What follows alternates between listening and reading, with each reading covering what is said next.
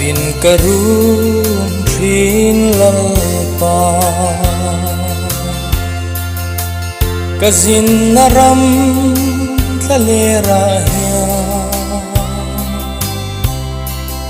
lungmua na reng om lo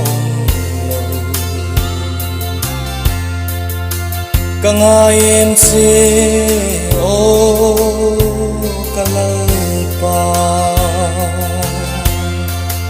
o kathir ni ram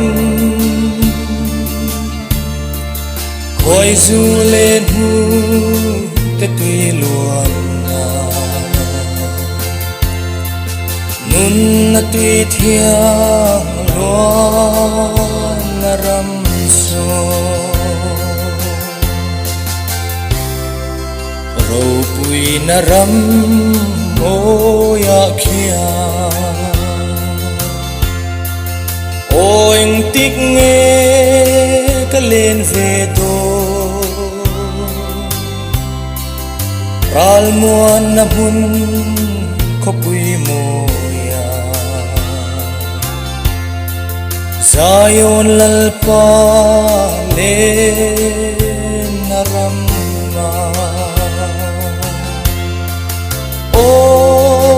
kathir ni ram khoi zu lên hu te tui luan na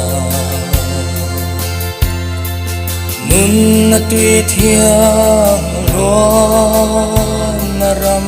so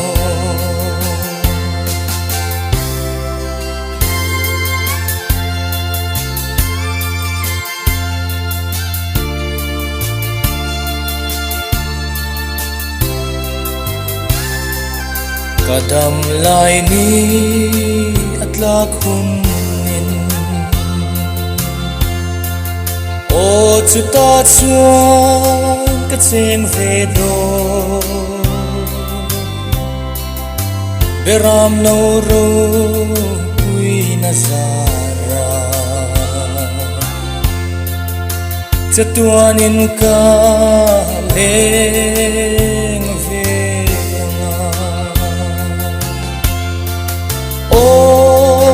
kathir ni ram khoi zu lên hu te tui luan na nun na tui thiang luan